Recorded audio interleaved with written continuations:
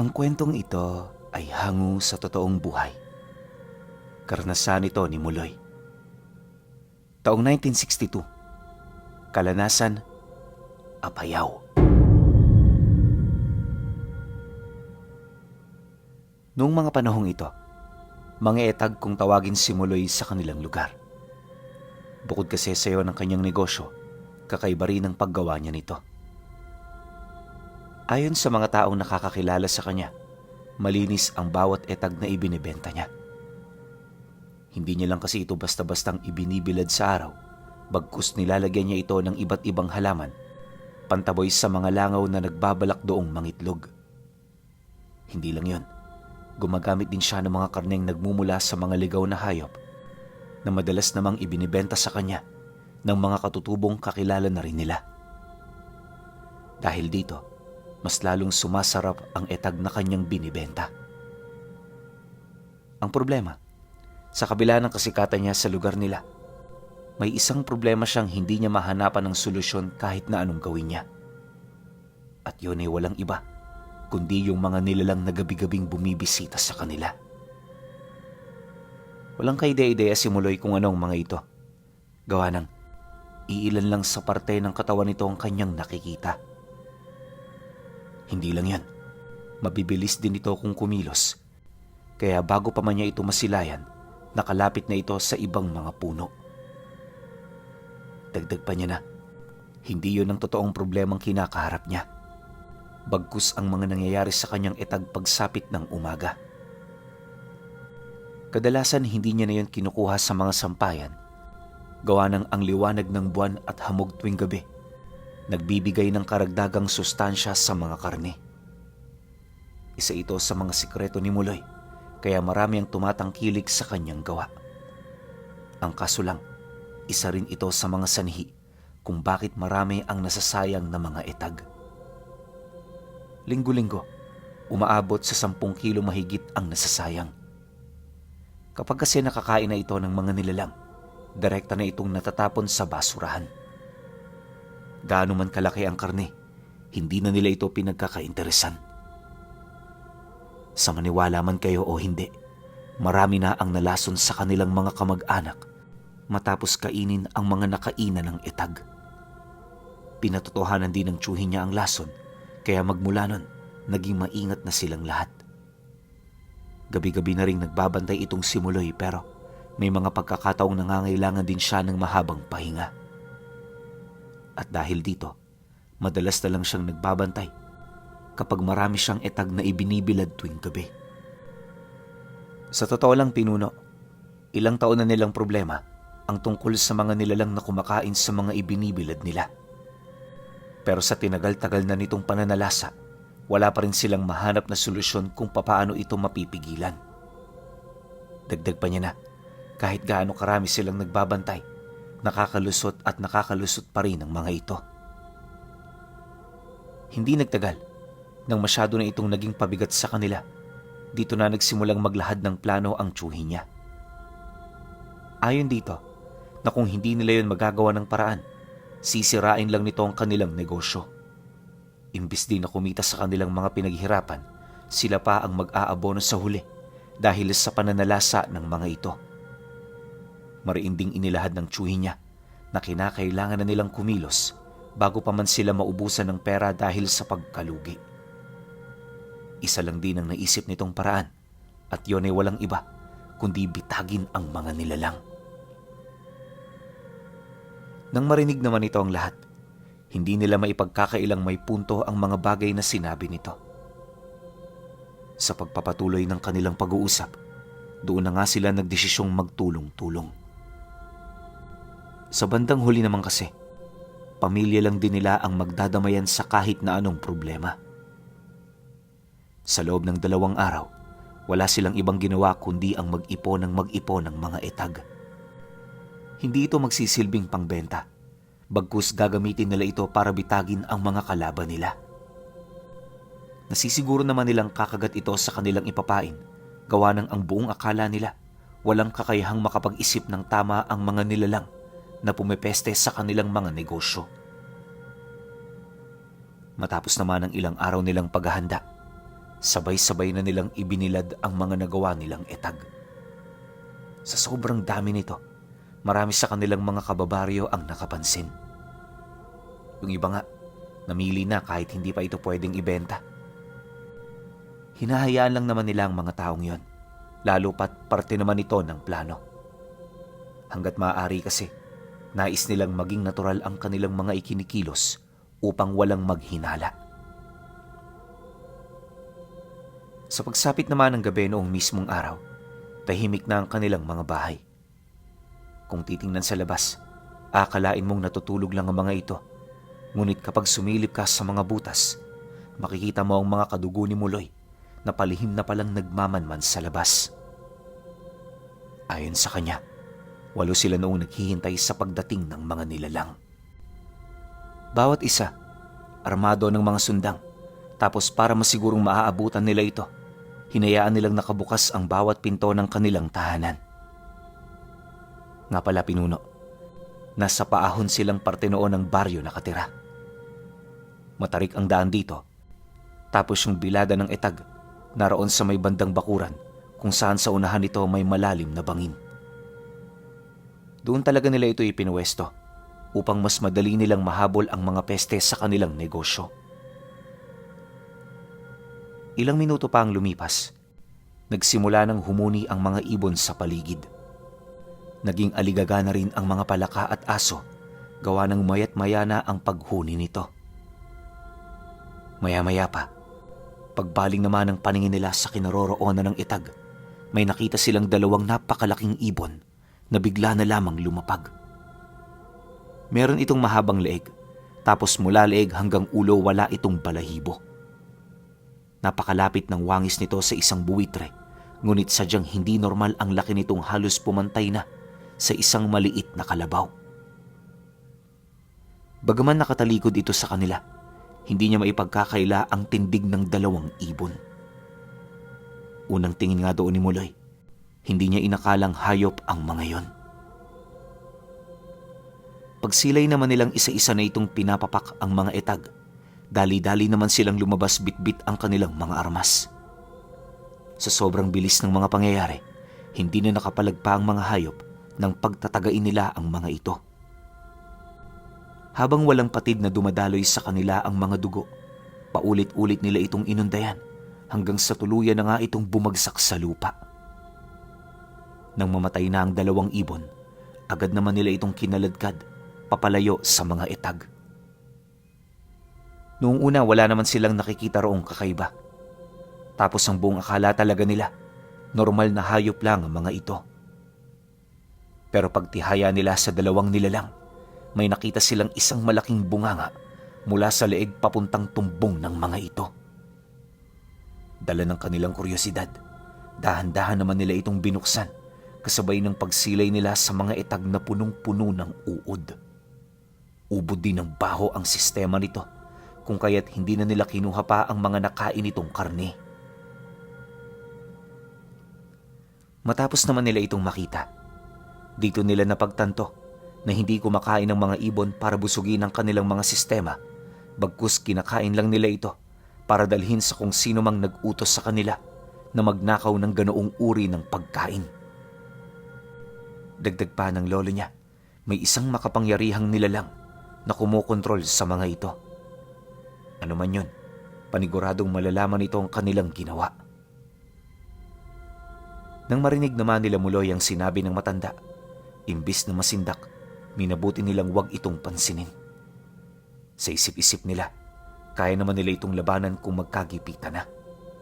Ngunit ang hindi nila nalalaman, isang mapanganib na nilalang pala ang kanilang pinukaw dahil lamang sa mga etag na kanilang binibilad tuwing gabi. Kinabukasan, pagising naman nila, agad nilang pinuntahan ang libingan ng 2 malaking ibon. Nang masipat naman nilang walang gumalaw sa hukay, dito na sila nakampante. Inaasahan kasi nilang hindi sila matutunto ng nagmamay-ari rito, gawa ng wala ni isa sa mga inutusan nito ang nagawang makauwi. Subalit nang marinig naman yon ng kanyang lolo, hindi naman ito maiwasang makisali sa kanilang mga pag-uusap. Dapat matakot kayo Dahil hindi birong nilalang na kinakaharap ninyo. Sa mga susunod na gabi, magbabago ang mga nangyayari sa paligid. Maging alisto kayo at siguraduhin yung alam namin ang lahat ng mga nangyayari. Pagkalahad naman ito ng lolo niya, agad naman itong naglakad na animoy nagmamadali. Gusto pa sana itong kausapin ni Muloy pero napansin niyang parang umiiwas na ang matanda. Dumaan pa ang ilang minuto nang sila na lamang ang natira sa libingan ng mga buwitre. Nagdesisyon na rin silang bumalik sa kanilang tahanan. Kagaya ng araw-araw nilang ginagawa, pagkatapos nilang mag-ayos ng mga etag, tutungo sila sa baryo para magtinda. Magtatagal lang sila roon ng ilang oras at kapag naubos na ang kanilang mga nilalako, yun na rin ang wakas ng kanilang gawain para sa araw. Ganon at ganon lang ang proseso na pawang ginagawa lang naman nila para mabuhay. Ayon nga kay Muloy, nakakasawa ang pagbebenta pero wala silang mapagpipilian. Ito lang kasi ang alam nilang trabaho na kayang bumuhay sa kani-kanilang mga pamilya. Dahil dito, imbis na panghinaan, mas nagpursige sila para umangat. Iniiwasan din nila ang kahit na anong bisyo nang sa gayoy makatipid ng salapi. Marami man ang nagtatampo sa mga kaibigan niya. Alam niyang hindi niya ito problema. Para kay Muloy, mas mahalaga ang pera at pamilya kumpara sa mga taong ang nais lamang gawin, makipag-inuman araw-araw. Masakit mang isipin pero ang mga ganoong uri ng tao walang patutunguhan sa buhay. Tatanda ito ng ganon at mamamatay ng higit pa sa daga. Dahil sa ganoong paniniwala, naituon niya ang kanyang atensyon sa kanyang negosyo sa loob ng mahabang panahon. Sa totoo lang pinuno, walang ibang problemang kinaharap itong si Muloy maliban sa 2 ibon na kanilang napatay noong gabi. Ang mas masaklap pa, inakala nilang lahat na doon na matutuldukan ang kanilang mga problema. Ngunit lingid sa kanilang kaalaman, paparating pa lang pala ang tunay na panganib. 2 buwan ang lumipas, may bumisita sa kanilang isang matandang lalaki na nagpakilala sa pangalan na Lolo Punyong. Kagaya ng lolo niya, meron din itong maamong muka. Unang pasok pa lang nito sa kanila, agad naman nila itong tinanong ukol sa kung ano ang kailangan nito. Inaasahan talaga nila noon na bibili yun ng etag, pero nung makausap na nila ito, dito na nagbago ang lahat. Nataon ding si Muloy ang unang nilapitan ng matanda, kung kaya't siya ang unang nakarinig ng pakay nito sa kanila. Ayon sa matanda, may hinahanap siyang 2 ibon na matagal nang hindi nakakauwi sa bahay niya. Iisa lang din ang lugar na pinupuntahan nito at yun ay walang iba kundi ang tahanan nila Muloy. Dagdag pa nito na hindi niya maiwasang makaramdam ng gutom buhat sa napakagandang amoy na nagmumula sa mga etag. Pagkarinig naman niya sa sinabi ng matanda, di naman niya maiwasang magulat. Dala ng pagkasurpresa, inabot pa siya ng ilang minuto bago nakapag-uwi ka. Ho? Sino ho bang tinutukoy ninyo? Pasensya na kayo, Lo, ha? Marami ang pumupunta rito eh. Tsaka, hindi ho mabango ang etag. Mabaho po yan. Huwag ka nang magmaang-maangan, iho. Alam mo kung ano ang tinutukoy ko. Ramdam ko ring nandirito lang sila sa paligid. Gusto mo bang ako na lang ang maghanap? Marami akong oras para gawin ito. Pagkasambit naman ng matanda sa mga katagang yan, dali-dali naman itong umikot ng bahay ng walang paalam. Siyempre bilang dayo sa lugar, hindi niya maiwasang maghinala. Bukod sa wala siyang ideya kung sino ito, masyado ring bagong mukha nito para sa kanya. Bilang respeto na rin sa matanda, hindi niya sinubukang harangan ang daanan nito. Tahimik niya lang itong sinundan hanggang sa makarating na sila sa parte ng bakuran kung saan nakalibing ang 2 buwitring pinatay nila noong nagdaang buwan.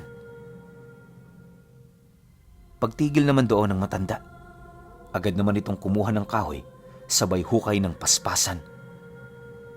Nang masipat naman niya ang ginawa nito, doon na siya nagdesisyong makialam hanggang sa puwersahan na rin siya nitong itinulak.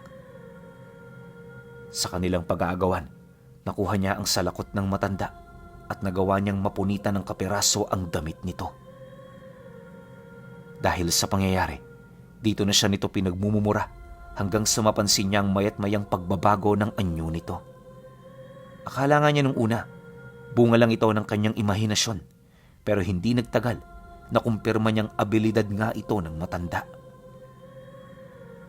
Ayon kay Muloy, na sa kasagsagan ng kanilang pagtatalo, napapansin niyang parang lumilitaw sa mukha nito ang parte ng ibaba nitong panga kasama ng mahahaba nitong mga pangil. Panaka-naka rin ang panlilisik ng mga mata ng matanda na sinasabayan naman ng pag-iba ng kabuuan nitong wangis. Dahil sa kanyang mga nasilayan, unti-unti naman siyang nawalan ng lakas para pigilan ito. Ang ginawa noon ni Muloy, dumistansya roon ng bahagya habang pinagmamasdan nitong hukayin ang libingan ng mga ibon na kanilang napatay. Makalipas pa ang ilang minutong walang humpay nitong paghukay, narating na nga nito ang parte ng lupa kung saan nakabao ng 2 ibon. At sa maniwala man kayo o hindi, kahit ilang buwan na ang nakakalipas, nakapagtatakang hindi pa rin yun naagnas. Kahit sobrang baho na rin ng mga ito, kaswal itong hinawakan ng matanda, sabay kaladkad nito papalapit sa kinaroroonan niya. Pagpatihaya naman ito sa 2 ibon, agad nitong dinakot ang parte ng laman loob nito kung saan meron itong nakuhang itim na ibon. Ayon kay Muloy, nakita mismo ng kanyang mga mata ang 2 ibon na kinuha sa labi ng mga napatay nila, kaya halos hindi niya maisip kung papaano ito naging posible. Dagdag pa niya na walang kahit na anong uri ng hayop ang may kakayahang makapagsilang ng supling ng patay na. Hindi rin siya kumbinsidong ibon talaga ang nakuha nito, gawa ng kung isa lang itong ordinaryong hayop, hindi ito mabubuhay sa bangkay na ilang metro nilang ibinaon sa lupa. Matapos naman itong makuha ng matanda, dito na nagsimulang magnas ang 2 bangkay. Napakatindi ng naging amoy nito sa puntong kahit ang mga naninirahan ilang milya ang layo sa kanila, nalanghap ang nakakasulasok na baho na sumabay sa hangin. At dahil sa ganoong pangyayari, imbis na kumprontahin ng matanda, napilitan siyang tumakbo pabalik sa kanilang tahanan. Mas inuna niyang iligtas ang kanyang mag-iina kaysa bigyan ng atensyon ng matandang hindi naman niya kilala. Dumaan pa ang ilang oras, dahan-dahan namang humupa ang amoy na pansamantalang bumalot sa baryo. Nang mawala na ito, parang mga taong nabunutan ng tinik sa lalamunan ang lahat ng kanyang mga kababaryo. Marami rin ang nagpaabot ng kanilang espekulasyon kung bakit nangyari ang ganoong bagay. May ilang nagsasabing mula ito sa tangke ng dumi, habang ang iba naman naniniwalang galing yon sa bahay nila Muloy, kung saan nakabilad ang kanilang mga itag. Masakit man yung pakinggan para sa kanya, inaasahan naman niyang gano'n ang magiging reaksyon ng iilan sa mga kababaryo niya. Gayunpaman, imbis na magpaliwanag, pinili niyang manahimik. Pag-uwi naman nila sa kanila, nadatnan niya ang sampayan ng itag na wala ng laman. Akala niya, pagnanakaw lang ang ginawa ng matanda, pero makalipas pa ang ilang minuto, narinig niyang nagsisisigaw ang asawa ng tiyuhin niya. Paglapit naman ito sa kanila, laking gulat na lamang niya nang ilahad nito ang tungkol sa pagkamatay ng tiyuhin niya. Ayon sa asawa, iniwan nila ito nung kasagsagan ng paglikas, gawa ng hindi talaga nila to magising-gising. Bago rin sila umalis, sinigurado nilang nakatrangka ang bawat pasukan ng bahay, kaya hindi nila inaasahan ang ganoong pangyayari. Mariin din itong inilahad na hindi ito naniniwalang ang asawa niya mismo ang nagkitil sa buhay nito. May kutob kasi itong may pumatay doon, gawa ng base sa kanyang mga nadatnan, halatang nanlaban pa ang kanyang asawa. Ang mas nakakapagtaka pa sa lahat, bakit wala na itong dugo sa katawan noong madatnan nila? Hindi rin nila ito makitaan ng sugat, maliban sa maliit na bitak na nasa gilid ng noo nito. Nang marinig naman ni Muloy ang sinabi ng tiyahin niya, agad naman silang tumungo sa bahay. Pagpasok nila sa loob, Nadatnan niya ang tsuhi niya na nakalupasay na sa sahig tapos wala ng buhay sa katawan. May mga nagkalat na ding kalmot ng kung anong nilalang sa mga kahoy, indikasyon na may nangyari roong hindi inaasahan. Matapos naman niya yung makita, agad naman niyang pinatawag ang mga kadugo nila. Sa harap ng bangkay ng tsuhi niya, seryoso silang nag-usap-usap ukol sa mga nangyari. Kagaya ng inaasahan, itinuro ni Muloy ang matanda bilang pangunahing salarin sa pagkamatay nito. Dagdag pa niya na, hindi pa yun nakakalayo ng baryo, kaya kung hahanapin nila ito, may posibilidad na magawa nila itong matunton. Mariin din niyang sinabi na maghihiganti sila sa matanda, anuman ang mangyari. Nang marinig naman ito ng kanilang mga kadugo, hindi naman ito nagdalawang isip na sumang-ayon. Sa isang iglap, mabilis nilang sinuyod ang lahat ng parte ng baryo. Tinanong din nila ang kanilang mga kakilala hanggang sa magkaroon na sila ng karampatang kaalaman ukol sa kung saan sila pupunta. Habang binabagtas nila ang daan, hanggat maaari nagsama-sama sila. Hindi nila hinayaang magkabukod-bukod dahil sa alam nilang magiging kahinaan nila ito sa sandaling matagpuan nila ang lugar ng matanda. Ilang oras pa ang lumipas. Malalim na ang gabi pero patuloy pa rin sila sa pag-usad. Hindi naglaon. Pagpasok naman nila sa isang liblib na lugar, doon nila nakita ang isang abandonadong imbakan na parang matagal nang hindi nabibisita ng tao. Napakakalat ng paligid nito, tapos hindi mo iisiping may nakatira rito. Dagdag pa niya na, napakatahimik din ng paligid, subalit malakas ang kutob nila na doon nagtatago ang matanda. Ang pinagbasihan nila ng kanilang haka-haka ay yung kumpol ng ibon na paikot-ikot lang sa itaas ng abandonadong imbakan. Sa paglapit naman nila sa entrada ng pinto, agad silang sinalubong ng isang malakas na simoy ng hangin.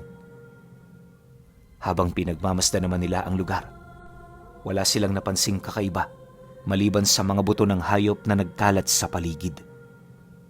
May mga yapak din sila ng taong nakita, indikasyon na meron talaga roong naninirahan. Pagkaraan pa ng ilang minuto, may nakita silang nilalang na gumagala mula sa looban ng imbakan. Habang papalapit ito sa kanilang kinaroroonan, naririnig nila itong nagsasalita ng mga bagay na hindi nila maunawaan.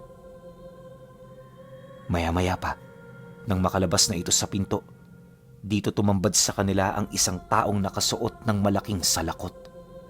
May suot-suot din itong mahabang itim na balabal, dahilan para hindi nila makita ang mismong katawan nito. Habang pinagmamasdan naman yon nila Muloy, sinubukan nila itong kausapin. May hinahon ng pagkumpronta nila sa tao, pero tila bang wala itong balak na sumagot sa kanila. Sa halip din kasi na magsalita ito ng tuwid, pabulong ang pagsasalita nito na para bang nakikipag-usap yon sa hangin. Hindi naglaon, nang medyo malapit na sa kanilang nilalang, muli nilang napansin ang dalawang anino na mabilis na tumatakbo papalabas ng imbakan. Matapos naman nila itong masilayan, agad naman nilang inihanda ang kanilang mga armas bilang parte ng kanilang depensa. Inakala kasi nilang matatakot ang dalawang nilalang pero paglabas nito ng imbakan, walang preno itong sumugod sa kanila. Pagsagasa nito sa kanilang pangkat, bahagya naman doong nabaling ang kanilang atensyon hanggang sa hindi na nila namalayan na nawala na pala ang taong kanilang pakay. Sa pagpapatuloy naman ng kanilang pakikipaglaban, ginamit na nila ang lahat ng dala nilang armas hanggang sa mapaslang nila ang dalawang nilalang. Ayon kay Muloy, malakas ito kung sa malakas, pero hindi pa rin yun umubra sa kanilang bilang. Bukod kasi sa tukalang at kuko ang panlaban nito, masyado rin itong mabagal kung kumilos. Nang mahawakan ngayon ng dalawa niyang kasama, hindi na yun nakapalag pa hanggang sa nabutasan na nila ang leeg nito. Dagdag pa niya na dahil sa bilis ng pangyayari, hindi na nila nalaman kung anong uri ng nilalang ang kanilang nakalaban. Basta pagkatapos nila itong patayin, nagulat na lamang sila nang tumambad ang dalawang buitre nakahalin tulad ng mga ibon na nauna nilang napatay. Kahit nga yung mga pinsan niya noon, hindi makapaniwala sa mga nangyari. Matapos naman nila itong mapaslang, agad naman nilang hinanap ang matanda. Kung saan-saan pa sila nagmasid pero sa kasamaang palad hindi na nila ito nakita. Gayunpaman, sa kabila ng ganoong pangyayari, may kutob sila kung saan ito pumunta. At yun ay walang iba kundi sa loob ng imbakan. Kahit alam nilang mapanganib na pumasok sa lugar na yon, hindi nila kayang talikuran ang nangyari sa tiyuhin niya. Imbis na panghinaan at masindak, inabisuhan niya ang kanyang mga kasama na maging matatag. Dagdag pa niya na, kagaya ng mga nilalang na pinatay nila, ganon din ang sasapitin ng demonyo. Nang marinig naman ito ng kanyang mga kadugo, sabay-sabay naman sila roong pumasok. Bit-bit ang kanilang mga sulo, agad na kumalat sa loob ng imbakan ng liwanag. Dahil dito, inakala nilang sa kanila na ang lamang pero sa hindi inaasahang pangyayari, bigla na lamang nawala ng siga ang mga sulong hawak nila. Sinubukan pa itong buhayin nila Muloy pero hindi na ito kinakapitan ng apoy. Matapos ang mga pangyayari, habang nangangapa sila sa kadiliman, dahan-dahan na ring lumaganap sa imbakan ng isang kakaibang usok. Hindi sila sigurado kung ano ito pero base sa kanilang naramdaman, parang binubuo ito ng isang malagkit na likido. Masyado rin itong malamig sa kanilang balat, kaya talaga namang nakakapanibago. Habang tumatagal ang pagsuyod nila sa loob, unti-unti namang nawawalan ng lakas ang iilan sa kanila. Hindi naglaon, may mangilan-ngilan na sa kanilang mga kasama ang piniling lumabas ng imbakan.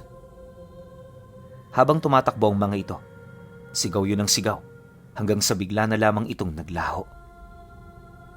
Dala naman ang pagtataka nila Muloy, sinubukan nila itong tanungin ngunit wala nang sumasagot. Unti-unti na ring tumahimik ang buong paligid hanggang sa maglaho na ring parang bula ang mga tinig ng kanyang mga kasama. Sa puntong yon, abot langit na ang takot na nararamdaman niya, gawa ng napagtanto niyang hindi biro ang nilalang na kinalaban nila. Kalaunan, dahan-dahan na ring nag-iba ang kanyang pakiramdam, na animoy para na siyang naglalakad sa kawalan. Halos ikasira na rin yun ng sarili niyang bait, kaya dito na siya nagsimulang humingi ng tawad sa nilalang na pinangasa nilang patayin. Alam ni Muloy na mali ito pero yun lang ang nakikita niyang pag-asa para mailigtas ang sarili niyang buhay. Ilang minuto pa ang lumipas. Laking gulat na lamang niya nang makasilay siya ng liwanag na nagmumula sa mga apoy na nagkalat sa tabi ng kanyang dinaraanan. Habang pinagmamasdan niya ito, bumalik na rin ang kanyang pandinig, dahilan para marinig niya ang mga kadugo nilang humihingi ng tulong sa kanya.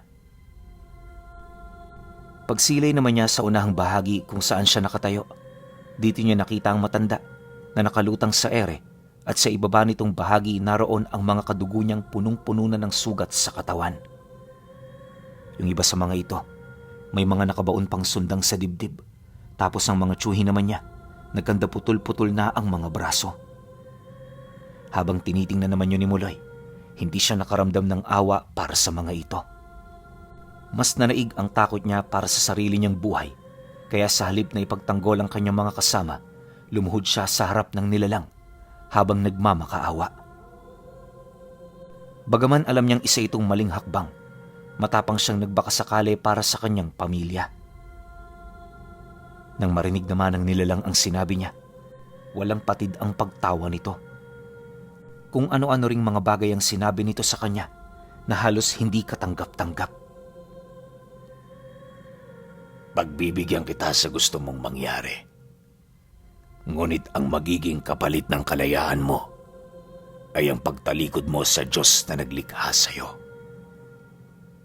Sambahin mo ko habang itinatakwil mo siya.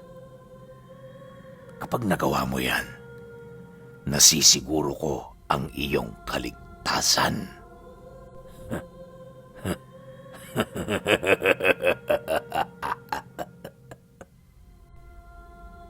Pagkarinig naman niya sa sinabi nito, ora mismo minura niya ng minura ang Panginoon na minsang naging sentro ng kanyang pananampalataya. Halos halikan na rin niya ang paa ng nilalang, masiguro lamang na makakauwi siya sa kanila ng buhay. Dahil sa ginawa niya, hindi naman ito nagdalawang isip na pakawalan siya. Ayon kay Muloy, napakasakit isipin na sa kanyang paghakbang papalayo, naiwan sa lugar na yon ang kanyang mga kadugo. Samot-saring katanungan at pagsisisi ang kanyang naramdaman, ngunit wala na siyang nagawa pa kundi harapin ang katotohanan. Pagka-uwi naman niya sa kanila, agad naman siyang tinanong ng pamilya ng mga taong sumama sa kanya. Ngunit dahil sa tindi ng mga pinagdaanan niya, walang kahit isang salita ang naisagot niya sa mga ito. Sunod-sunod na kamalasan na rin ang kanyang pinagdaanan, hanggang sa isuka na siya ng kanyang pamilya at ng lahat ng taong minsang naging malapit sa kanila. Ilang taon lang din noon ang itinagal ni Muloy sa mundo bago bawiin ang hiram niyang buhay.